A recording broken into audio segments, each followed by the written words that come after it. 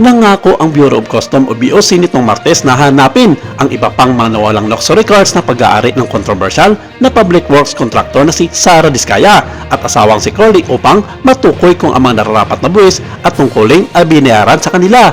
Inilabas ni Customs Commissioner Ariel Nepomuceno ang utos matapos magsalbi ang mga ente ng Customs ng warrant para sa 12 luxury cars na pag-aari ng mga Diskaya na wala sa alinman sa mga talaan ng nasabing ahensya. At natagpuan lamang ang dalawa sa mga ito sa kanilang garahe, isang Toyota Land Cruiser 300 at isang Maserati Levante Modena 2022 model.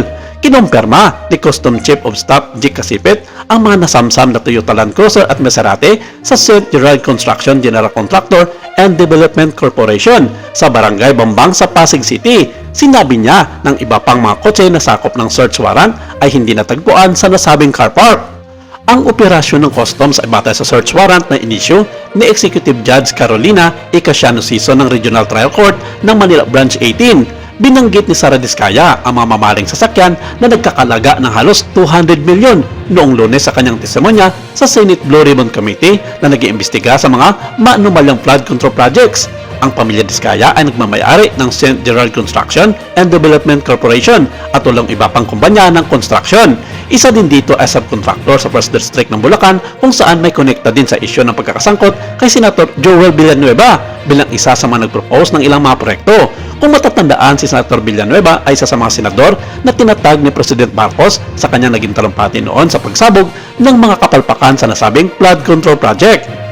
Ang kanilang mga kumpanya ay kabilang sa top 15 construction companies na na-corner ng 18% na budget para sa flood control at iba pang mga infrastructure, mga projects na pinapatupad ng DPWH mula 2022 hanggang 2025. Sinabi ni Nepomuceno na ang anumang irregularidad sa pag-aangkat ng mga luxury vehicle tulad ng misdeclaration o hindi pagbabayad ng mga duties and taxes ay sasailalim sa enforcement actions sa ilalim ng Custom Modernization and Tariff Act. Samantala, sinabi ng ilang news media outlet sa patuloy na pagdinig ng kaso sa nasabing makontrobersyal na flood control projects na walang puwang para umalis ng bansa ang mag-asawang Diskaya dahil sa kasalukuyan meron na itong whole departure order mula sa Department of Justice. At sa oras na itutuloy ng mag-asawa, natalikuran ang kanilang obligasyon sa paghaharap sa TRICOM Committee na ginagawa ng Senado at Kongreso sa Senate Blue Ribbon Committee na maaring isyuhan agad ito ng warrant of arrest para masecure ng gobyerno ang kanilang patuloy na pag-iimbestiga sa nasabing masangkot na kontraktor sa flood control project ng pamahalaan.